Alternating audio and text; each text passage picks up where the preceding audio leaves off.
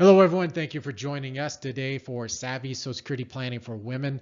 We're going to give everybody about 60 seconds to get themselves logged in. Sometimes it takes a little bit to get transition over from the waiting room. Make sure you get your sound turned on, all that good stuff. So we'll get everybody just a little bit to do those, get that taken care of. In the meantime, before we dive into our presentation, take a look at the tax brain teaser about Sue that you have on your screen right now. I bet you didn't know there was going to be a quiz just right off the bat, did you?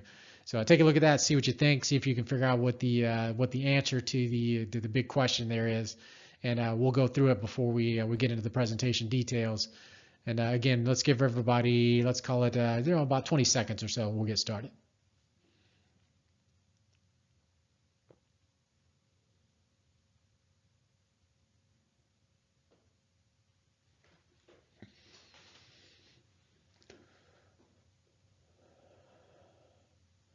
All right, well, we're going to get started. Let's talk about our brain teaser that you see on your screen before we get into the introductions and the presentation.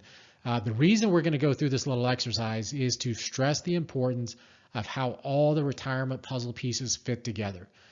Our focus today is going to be on Social Security, but this illustrates how important Social Security, taxes, your investments, your retirement accounts, all this fits together just like a puzzle.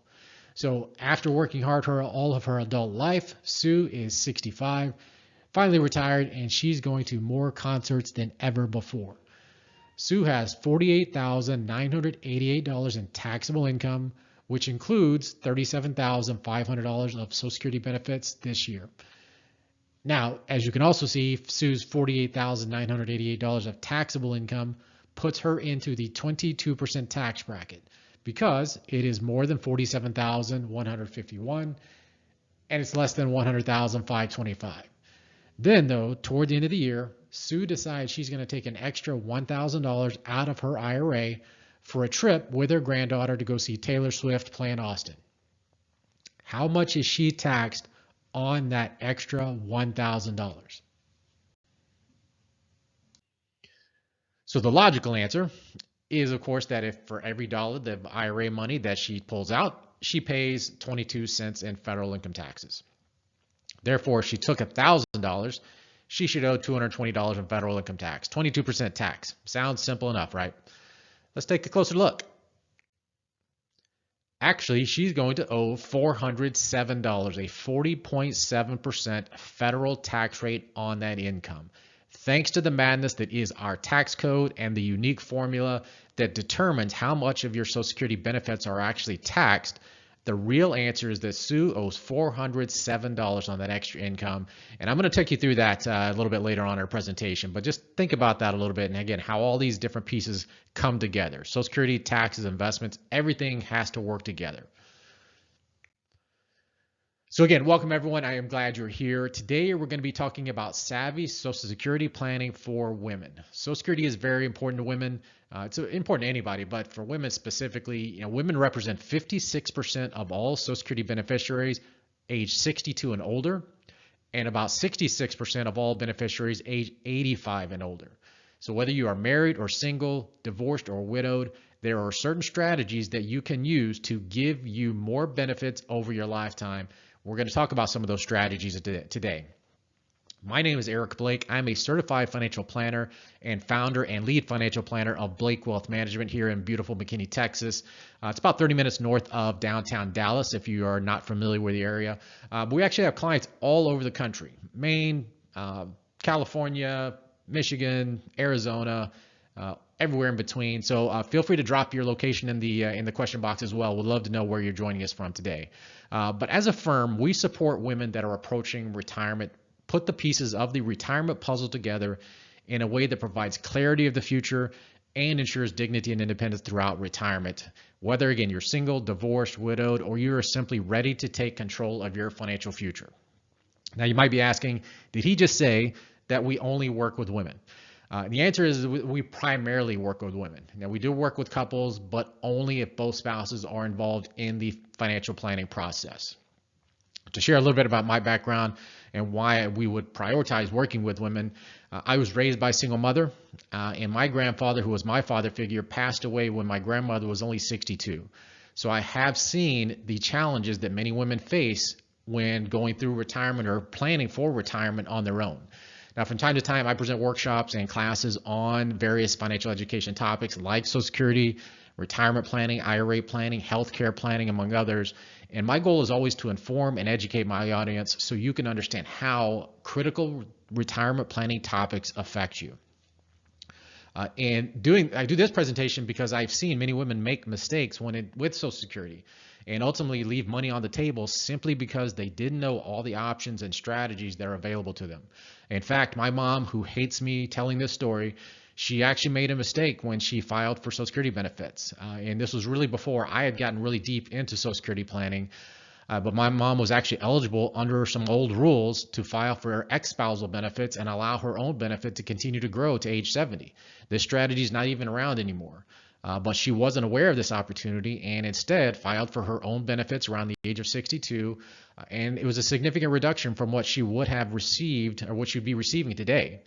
And that's part of my purpose for this presentation, to help you avoid making these types of mistakes with Social Security that could cost you thousands of dollars in lifetime income. Now, again, as you may have some questions as we go along, I'm always going to try to respect people's time, so I won't be taking questions during the presentation so that I can be sure I get done within about an hour. If we have the opportunity to address your questions at the end, we will do so. If we don't have an opportunity to get to your questions, I do receive all your questions by email, and I will respond to your question directly. I also want to mention that at the end of our presentation, I'm going to invite you to engage in our Simply Retirement Roadmap process. This is our 2-meeting process designed to answer your most important retirement questions, whether that's Social Security or, as you saw in our brain teaser, the importance of tax planning, how to invest in retirement. You'll have the opportunity to review this process after we wrap up our presentation today, and it simply starts with a 15-minute phone call just to answer your questions. Now, I also want to assure you of one last thing. This is not a sales presentation. You're going to hear nothing remotely close to a sales pitch. My objective is that you have a much higher level of understanding around how important Social Security planning is in retirement.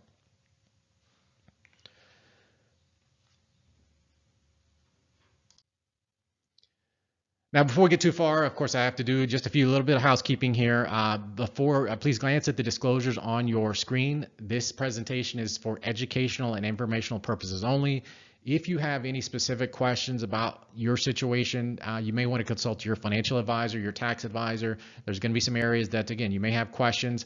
Again, hopefully I will be able to answer those as we go through the presentation, but anything specific to your tax rates or your Social Security benefits, things like that, you may want to refer to those professionals.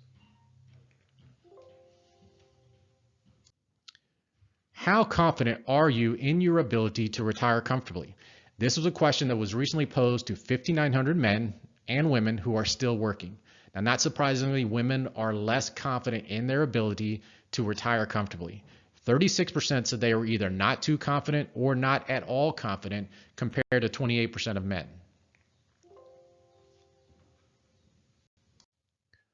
Another survey asked about some of the financial aspects of retirement.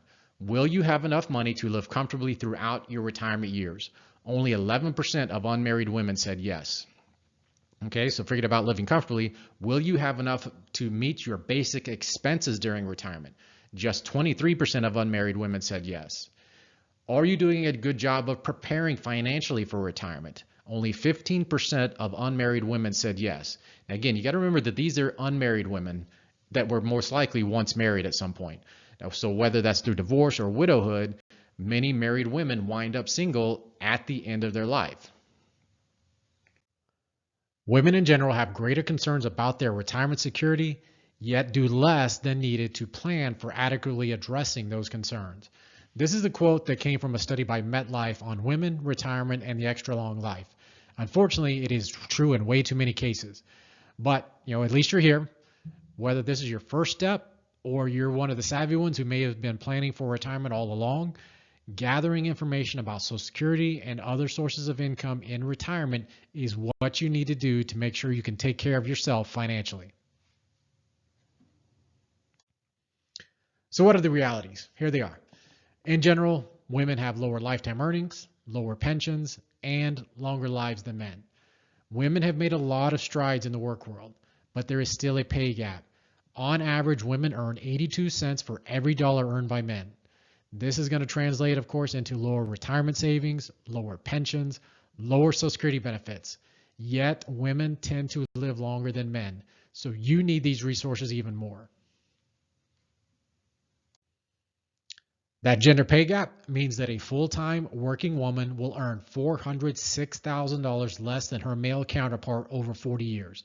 That's according to a recent study by the National Women's Law Center.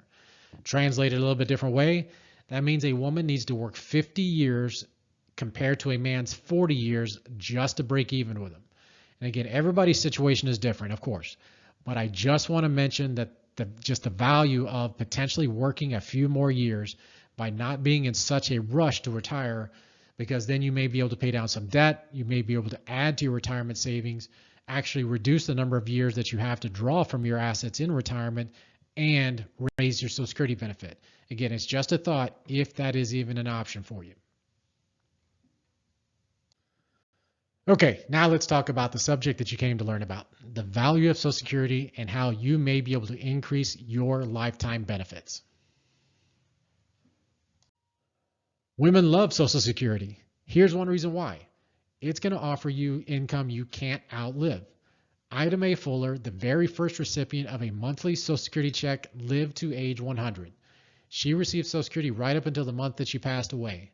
If your monthly Social Security benefit is $2,000 and you live 10 more years, you'll receive a total of almost $300,000 in lifetime benefits. If you live 30 more years, you'll receive nearly $1 million. And it can even be hard to believe that it's really worth that much to you, because Social Security provides inflation-adjusted income for life.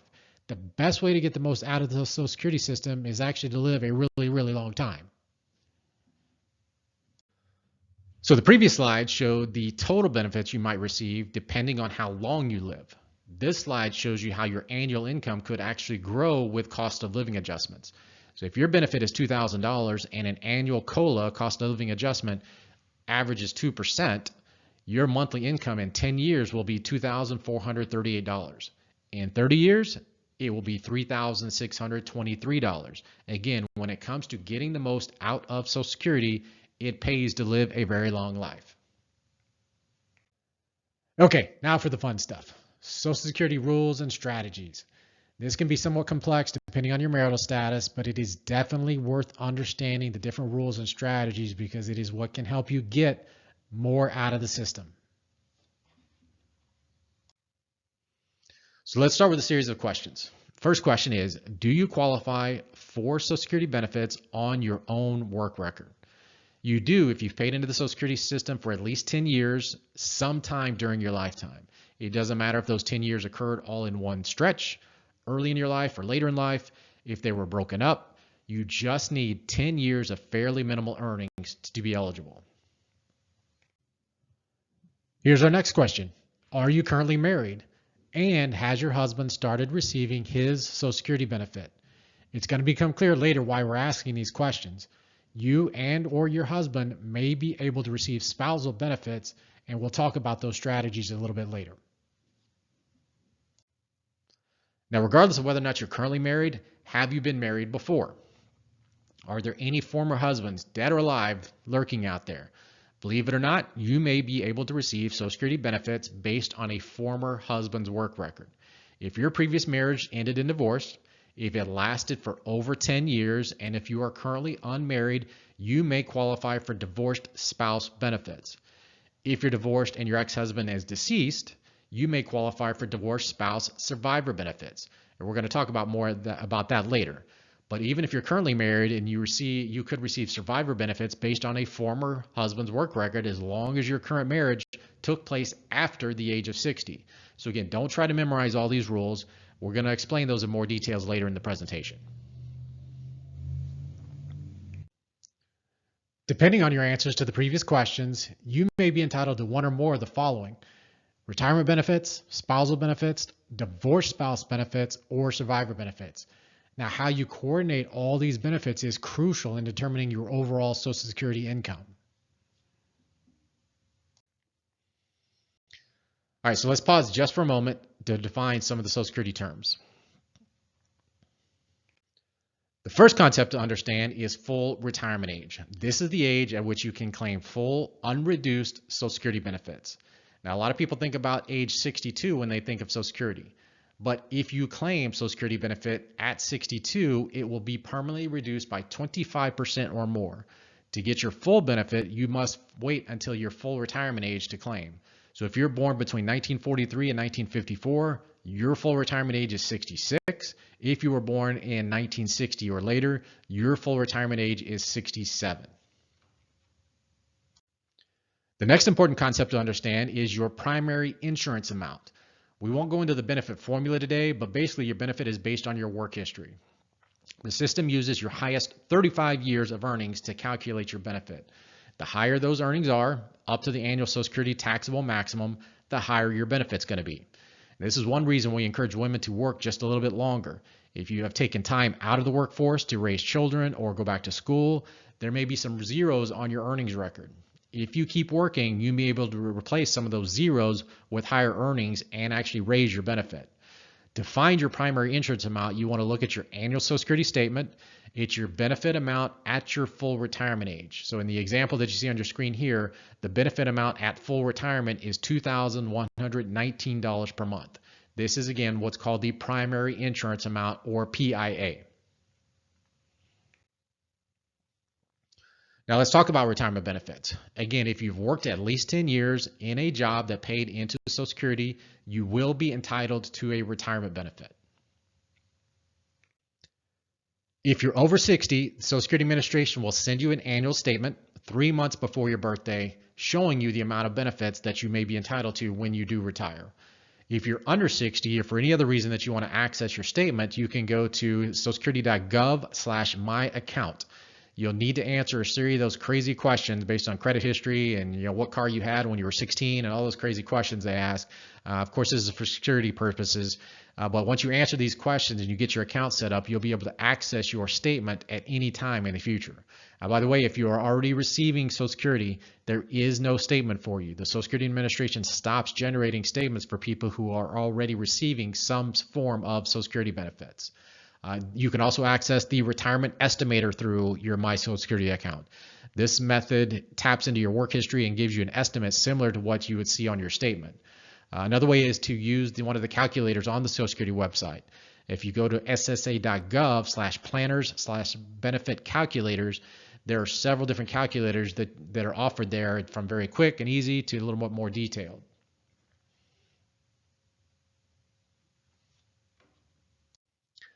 So we talked about your primary insurance amount, or PIA, which is the amount of your benefit if you apply for Social Security at your full retirement age.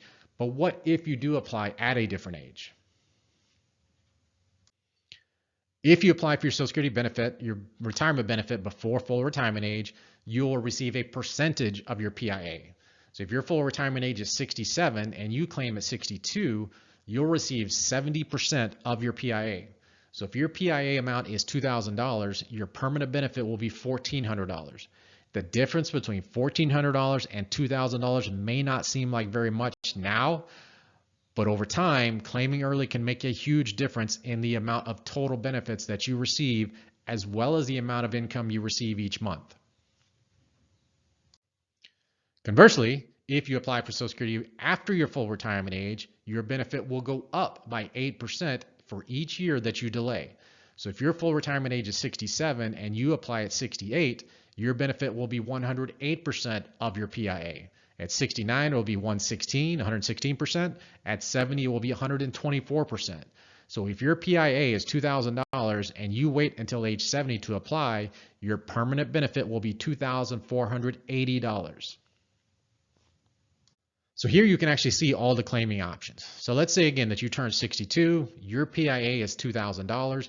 If you apply at 62, your permanent benefit will be $1,400 per month. By age 70, with the annual cost of living adjustments, your monthly income will be up to about $1,640. Or you could delay applying until age 70. At that time, your benefit will have grown with the 8% annual delayed credits and the annual cost of living adjustments. So if you apply at 70, your income at 70 will be significantly higher than if you apply at 62.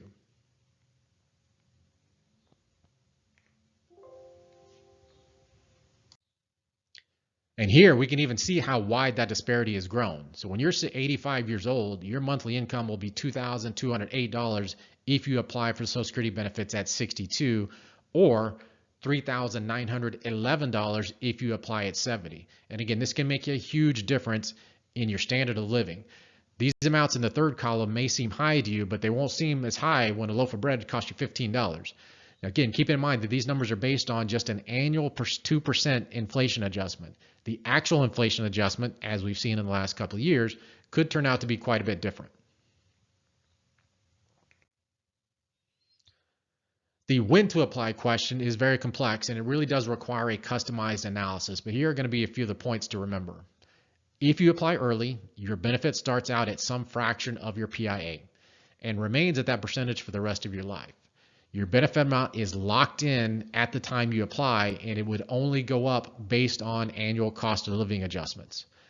Cost of living adjustments magnify the impact of early or delayed retirement because the annual cost of living adjustment is applied to either that lower amount or the higher amount. And again, this causes that disparity to increase every single year.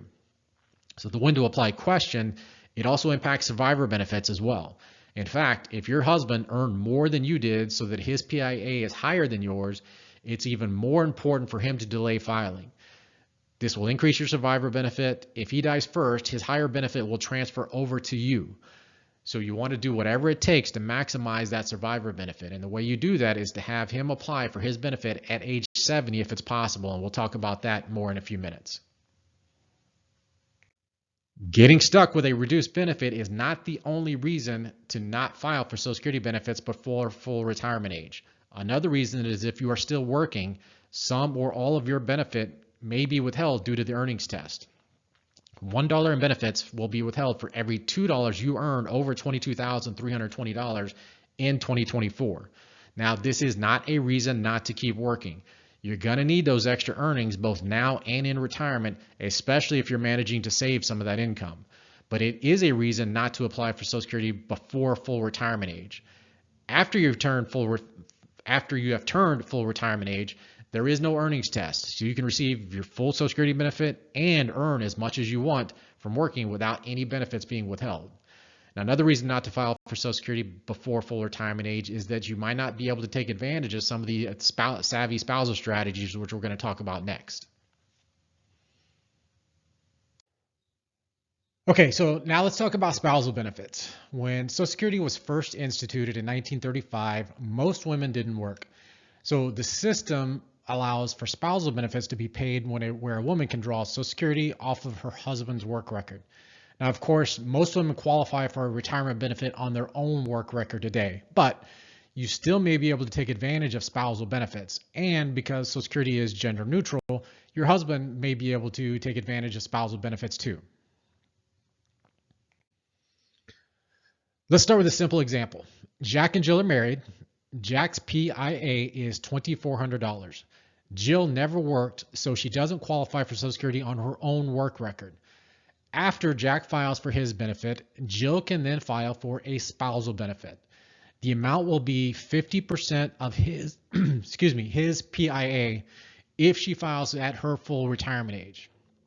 If she files early, it could be, if she files at 62, it could be 35% of his PIA. So again, a huge difference there. So just be aware of the age difference, the variations that come with filing at different ages.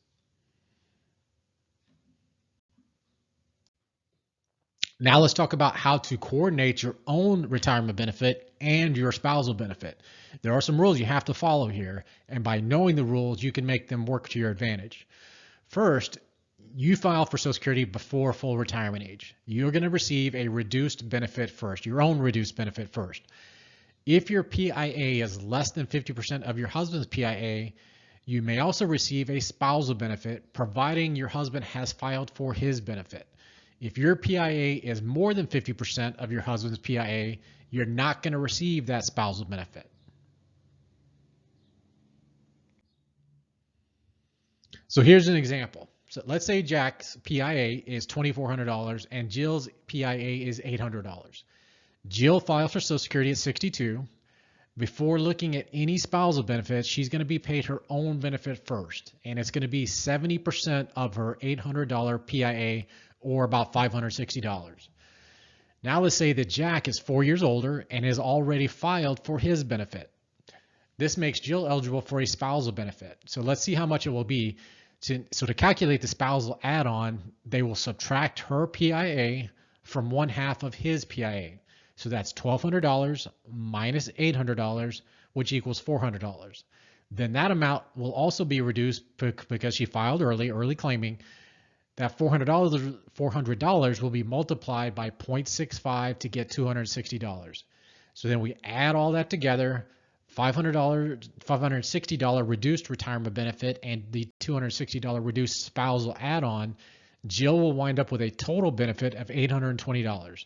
Now that is less, again, note that that's less than the 50% of Jack's PIA, but it is because Jill filed early.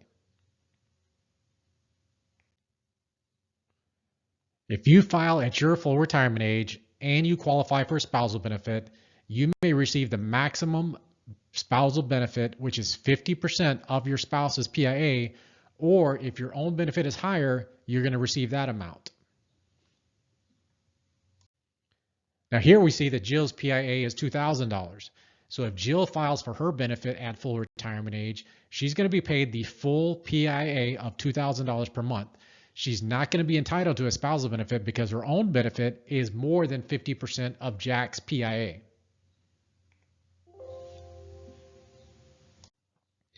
Now we come to divorce spouse benefits. If you were married for over 10 years to the same husband and you are currently unmarried, you want to pay attention here. So here are the rules.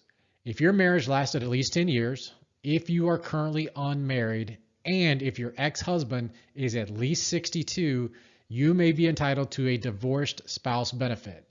If the divorce occurred more than 2 years ago, he does not need to have filed for his own benefit. He only needs to be 62. So let me repeat that. If the divorce occurred more than 2 years ago, your ex-husband does not have to have filed for his own benefit in order for you to file for ex-spousal benefits if you're eligible. He only needs to be 62 years old. So here's an example. So here we have Dick and Dora, divorced. They were married for more than 10 years. Dora is 62 or older and currently unmarried. Dick's PIA is $2,400 and he is over 62.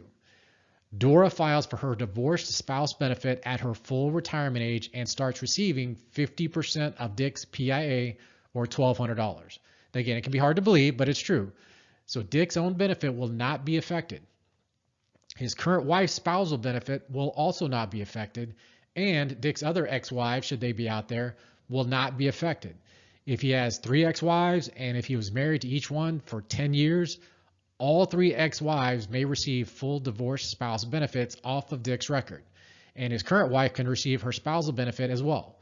So the Social Security framers, probably didn't think about serial marriages would one day become fairly common when they developed these rules, but here we are, and again, we want to take advantage of them. Do not leave money sitting on the table that you're eligible for.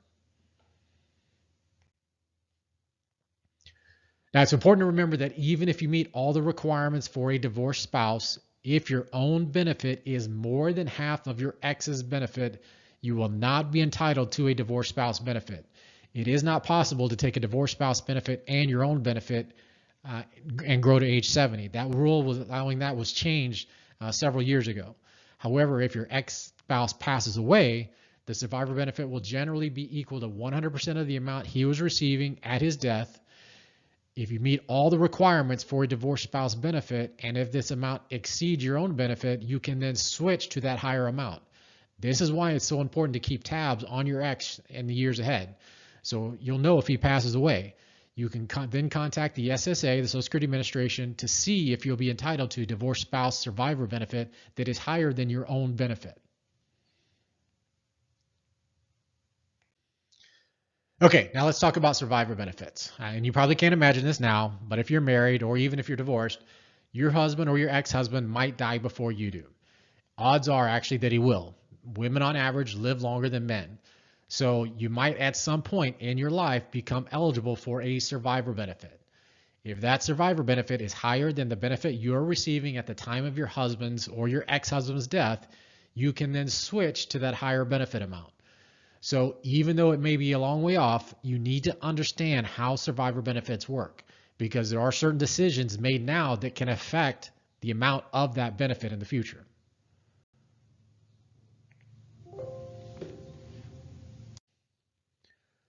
Now, I want you to follow this carefully because the amount of your survivor benefit can vary greatly. It depends on two things. The first factor is when your deceased spouse originally claimed his benefit. This is what we call the original benefit. The second factor is when you claim that benefit. This is called the actual benefit. And these two events are usually separated in time. For example, your husband could claim his Social Security benefit at 62 and then live to 80 or 90 years old. And you won't claim that survivor benefit until he passes away 20, 30 years in the future. But the fact that he took his benefit at 62 means it will be much lower than what it would have been had he waited until age 70. Husbands don't often think about this, and when they are 62 and deciding to apply for Social Security, they're not going to be thinking all the time about what that survivor benefit or what the impact on that survivor benefit may be. So we got another example here. So here we've got Jack's PIA is $2,400 and he dies at age 70 or later. The original survivor benefit will be $2,976 if he had claimed his Social Security benefit at 70. This is because his benefit will include those 3 years of 8% annual delayed credits, which brings his total benefit to $2,400 and brings that up to $2,976. Or it will be just $1,980 if he claims it at 62. So let me ask you this. Do you think Jill would rather have a survivor benefit of $2,976 or $1,980? Unless she's a crazy woman, she's going to opt for that $2,976. So what does she need to do to make this happen? She needs to get to Jack before he turns 62 and tell him to file for his Social Security benefit at 70, not 62. This is why we always say that women should be the Social Security decision maker for the family. The age at which Jack files for his benefit will directly affect Jill's survivor benefit, so she's the one that should be making that decision.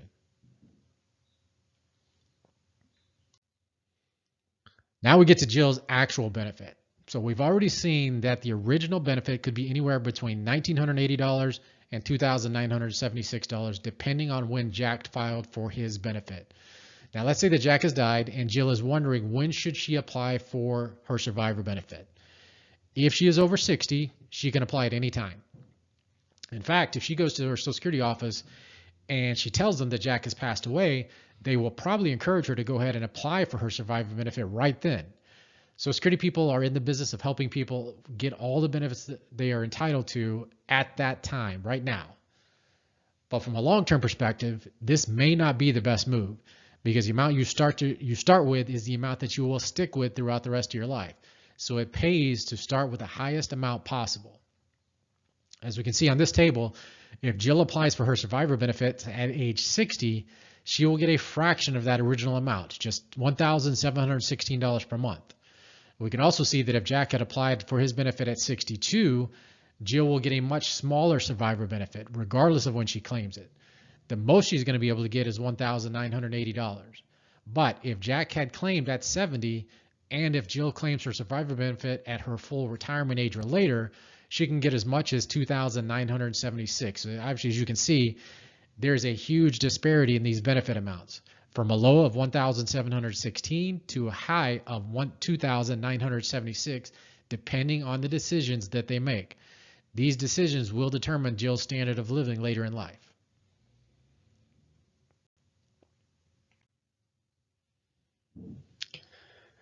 Survivor benefits, again, can be claimed as early as age 60 or even 50 if you're disabled. But remember that if you claim at 60, the amount will be reduced. So young widows shouldn't automatically file for their survivor benefit as soon as they turn 60. You need to analyze all of your Social Security claiming options before deciding when to file. To qualify for a survivor benefit, you must have been married to the person who died.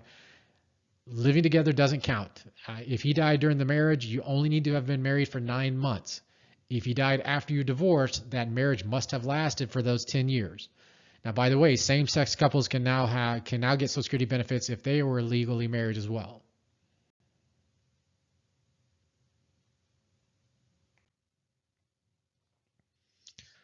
When planning ahead for when you might be on your own, remember that you can receive the higher of your survivor benefit or your retirement benefit, but not both. So if Jack is receiving $2,976 and Jill is receiving her spousal benefit of $1,200, let's say she doesn't qualify for Social Security on her own record. She can jump to Jack's benefit of $2,976 after he passes away, but her $1,200 benefit will stop. Jill should plan ahead for this loss of income, and actually we can help you with those types of decisions or those types of scenarios.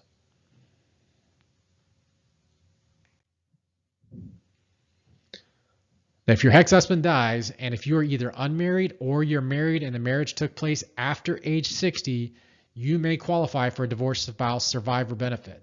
A lot of women don't think about this, especially if that marriage, if they were married and divorced many years ago. But for example, Sam and Sue were married from 1970 to 1985. Sam passed away in 1995, and Sue has not remarried.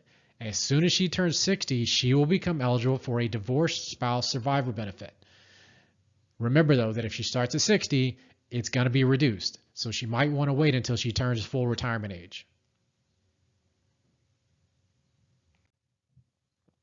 So let's just summarize this, what we've been talking about so far.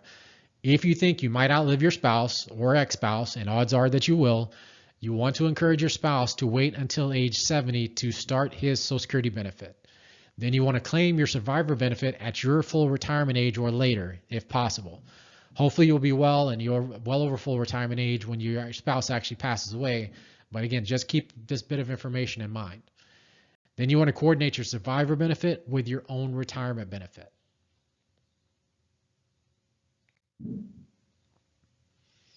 All right, now let's talk about that. Let's talk about how to coordinate your survivor benefits and your retirement benefits. Now remember, you never know when you might become eligible for a survivor benefit, so it's worth tucking this information away for when you might need it.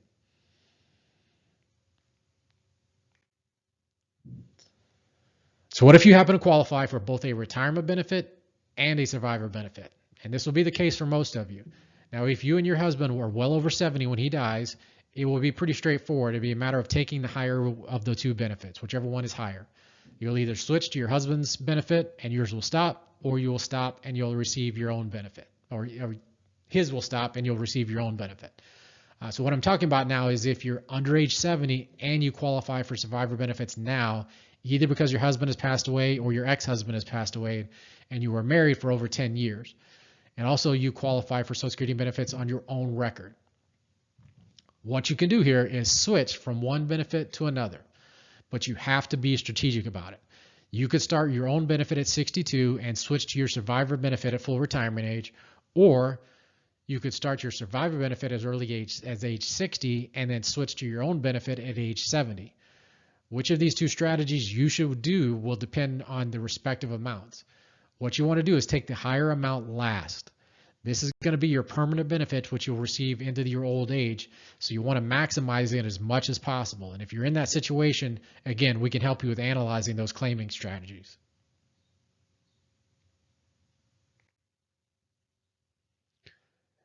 If the survivor benefit is higher than the retirement benefit, you'll want to take the retirement benefit at 62 and then switch to the survivor benefit at full retirement age. So in this example, we have Linda, who would start her own benefit of $700 at 62 and then switch to her full survivor benefit of $2,200 at full retirement age.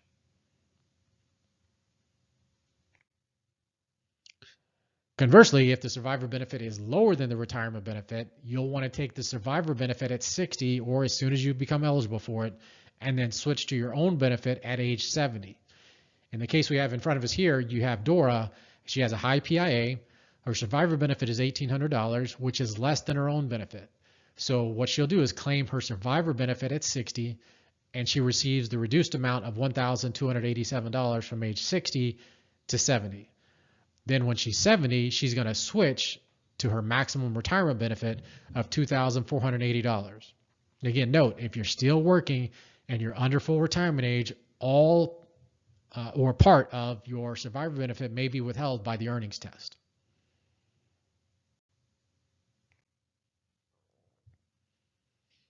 If you're divorced or you're widowed and you're thinking about remarrying, you want to keep these rules in mind.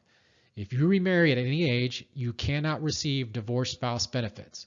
So if you're already receiving divorced spouse benefits and thinking about remarrying, just understand that your divorced spouse benefits will stop. However, you may be able to get spousal benefits based on your new spouse's record. If you remarry before the age of 60, you can't get survivor benefits or divorced spouse survivor benefits. If you remarry after age 60, you can still get survivor benefits or divorced spouse survivor benefits. And I know the rules seemed hard to keep straight, and don't try to memorize these. If you have questions, you can always talk to us or give the Social Security Administration a call.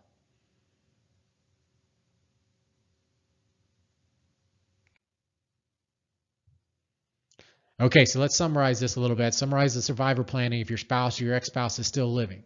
So if you're married, encourage your spouse to delay his benefit until age 70. Then as for your own benefit, consider your spouse's life expectancy. If your spouse has some health problems and you may have a short life expectancy, you might want to go ahead and claim an early benefit on your own record because you'll be switching to your survivor benefit at some point. On the other hand, though, if your spouse is in good health and has a long life expectancy, you should maximize your own benefit by delaying it to age 70 because you're going to be receiving it for many years before switching over to that survivor benefit. So what this does then is maximize your income to both of you as a couple while you're both still alive.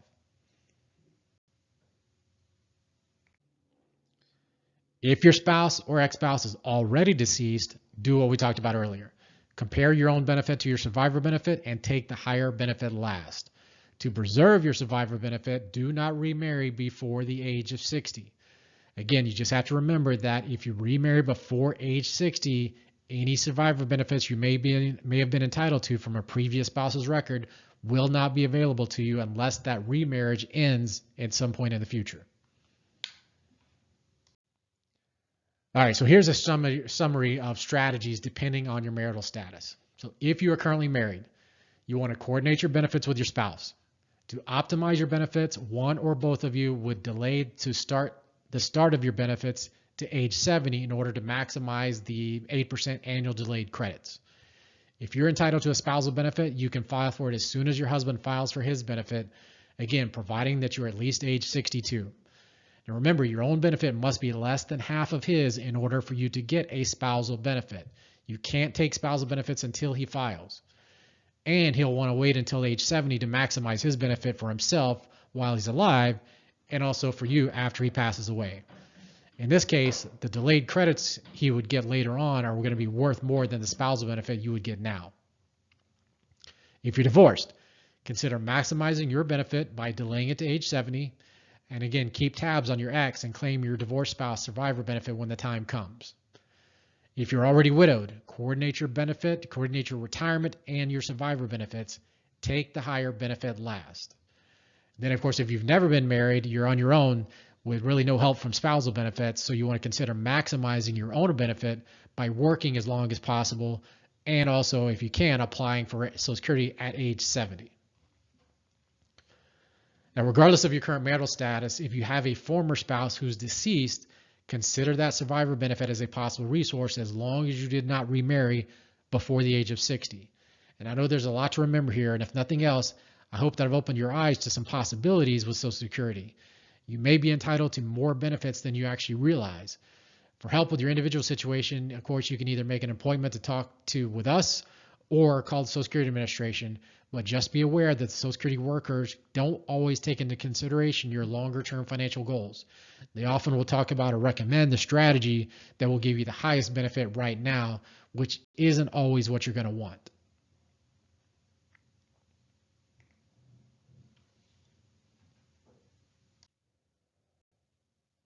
All right, so we're getting close to the end here, but I do feel like we need to touch on Social Security and taxes, and we're actually going to come back to our brain teaser that we had right at the very beginning.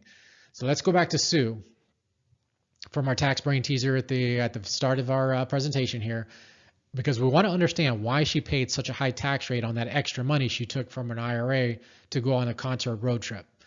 So if you remember, Sue has $40,000 of IRA income, part of her adjusted gross income of $65,538. And she has $37,500 of Social Security benefits. That puts her squarely in the 22% tax bracket, and she's going to take the standard deduction. Yet, when she took that extra $1,000 distribution from her IRA, she got hit with a nearly 41% marginal tax rate, $407 on that $1,000. So let's break that down just to see how it actually happened. So first, just remember that the only difference between our two scenarios here is that Sue has been taken an additional $1,000 from an IRA. So you can see that there in the after concert trip, where she's now got $41,000 in IRA income.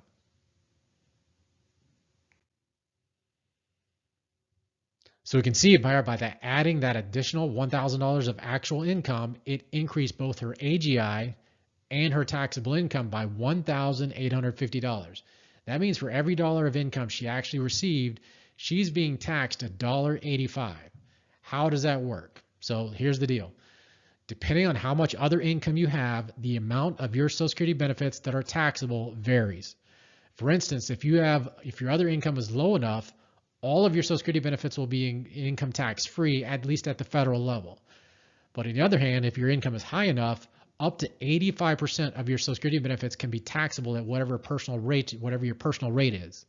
So for Sue, she finds herself in that latter scenario. So at her current income after the concert trip, for every dollar that she takes out of her IRA, she not only adds $1 of IRA money to her taxable income, but she must also add an additional 85 cents of taxable Social Security benefits.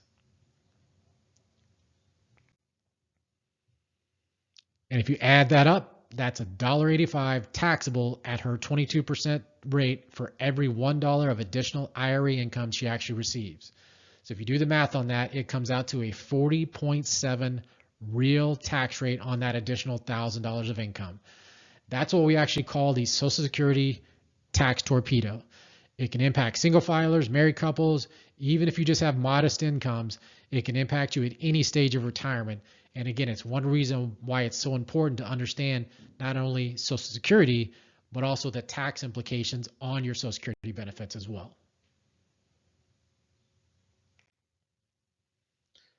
So again, as we wrap up, here's what I want you to consider. You could very easily live to age 95, even 100. It's not so far-fetched these days. Savvy women are arranging their financial affairs to keep their income flowing just in case they do live to age 95. Social Security is one of our best income sources because it provides inflation-adjusted income for as long as you live. The decisions that you make in your 60s will determine the amount of income you have in your 70s, 80s, and 90s. The difference between early and late claiming will actually grow as annual cost of living adjustments cause the higher amount to grow faster than that lower amount.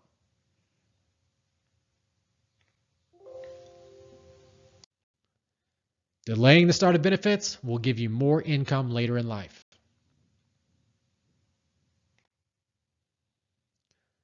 Coordinating spousal and survivor benefits may give you extra income while you delay your main benefit. But Social Security decisions should not be made in isolation. I've talked about this a couple of different times, the importance of the pieces of the retirement puzzle: taxes, Social Security, investing. Social Security alone is not enough for income for most people. So you should make your Social Security decisions within the context of your overall retirement income plan.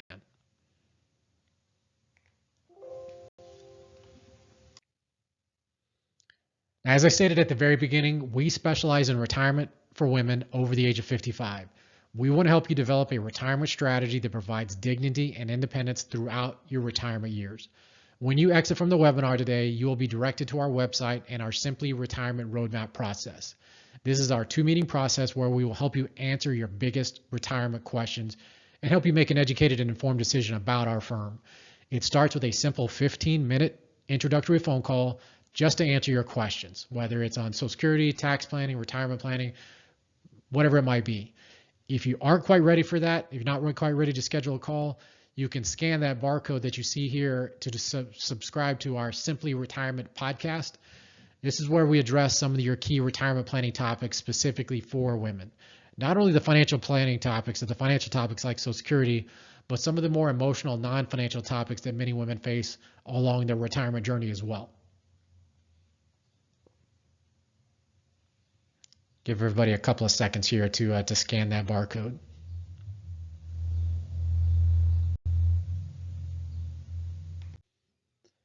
So as we wrap up, again, please just remember that this presentation is for educational and informational purposes only. If you have specific questions, be sure that you consult your financial advisor, your tax advisor. If you don't have somebody you feel like you can reach out to, again, please don't hesitate to reach out to us. Send us an email, give us a call, schedule that 15-minute introductory phone call that I shared just a couple of minutes ago. Again, always happy to help.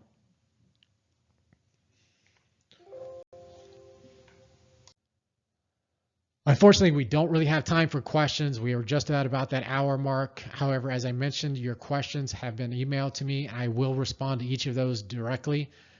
Thank you so much for joining us today. Hope you found this to be educational and helpful.